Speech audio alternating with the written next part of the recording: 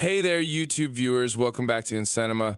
Chris Hemsworth said, the question is, do you have what it takes to make it epic? It's a call to action that comes toward the end of Furiosa, a Mad Max Saga, George Miller's apocalyptic epic western prequel to Mad Max Fury Road. That could, of course, be directed at Miller himself, because this film is here to give you more gravity-defying chases, more high-flying stunts, more deeply felt pathos, and somehow an even greater spirit to push the limits of what the frame can hold, employing Christian iconography and Arthurian legend to craft an entrancing story that still manages to surprise, even if we already know of the bleak future it's guiding us toward. It's simply one of the best prequels ever made. Broken into 5 chapters, each denser than the last, the film begins with a very young Furiosa, played by Alyla Browne, picking fruit from a tree near her bucolic homeland, a green place. A biker gang arrives to forage the land, and though Furiosa ably attempts to sabotage their bikes, she is captured, causing her mother, played by Charlie Fraser, to venture out into the desert wasteland to retrieve her. A crazed chase ensues, one of the film's many expansive set pieces that sees Furiosa's mother pursuing her daughter's kidnappers over sand dunes and through a sandstorm, to the steps of a hideout belonging to the messianic figure Dementus, played by Chris Hemsworth. This is the beginning of a decade-long feud between Furiosa and Dementus that involves revenge, grief, and the desire to return home.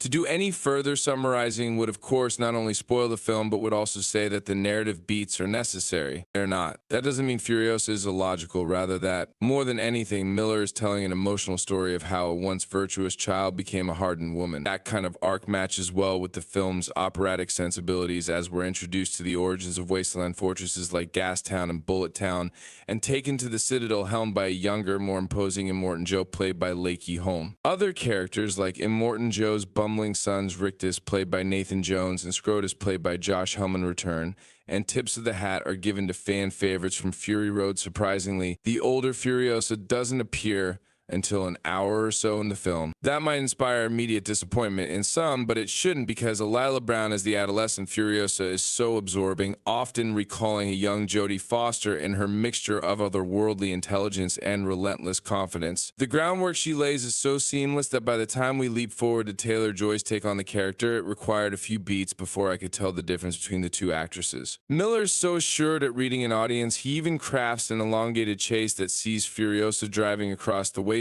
with Praetorian Jack, played by Tom Burke, on an oil run that gives Taylor-Joy and the character the perfect entrance, a hard push in for a worthy close-up. Though Burke is on screen for a relatively short time, he and Taylor-Joy build quick chemistry as two lost souls who believe that paradise still exists somewhere in the world if they follow the map of stars tattooed on Furiosa's forearm. If it feels like Hemsworth isn't also Rand, he isn't. Which is odd to say, because he is saddled with a terrible wig and an obtrusive prosthetic nose, and even disappears for long stretches. Still, whenever he does show up, he might be the best part of Furiosa. He doesn't just get the best, more instantly quotable lines. He has never been more physically commanding, first as a poised messiah and swindler, then as a blowhard politician, then as an emperor with no clothes on. The combination of Dementus wit, callousness, and cold calculations is a persona Hemsworth has worked on for some time, and it all comes together here for an unforgettable villain turn.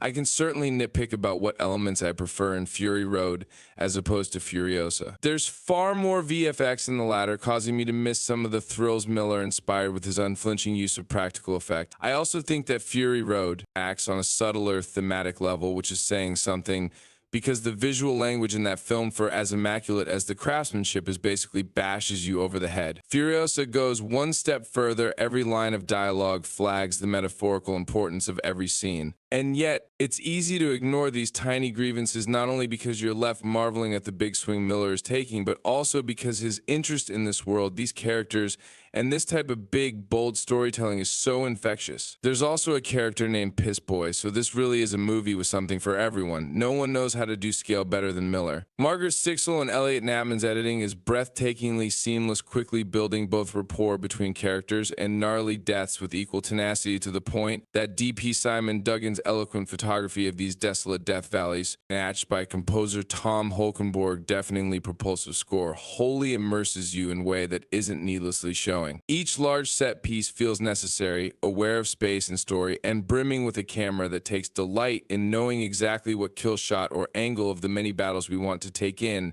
as it swoops between lunging bodies, massive infernos, monster trucks, big rigs, and over sand dunes. Much will be written about Furiosa. On a thematic level, such as how it subverts the biblical apple scene for a well-earned ending, or how it speaks of our present environmental, militaristic, and regressive political reality, particularly why we go to war, and the fecklessness of the leaders who take us there. But this is also just a big, entertaining popcorn movie, told with a sense of adventure and play.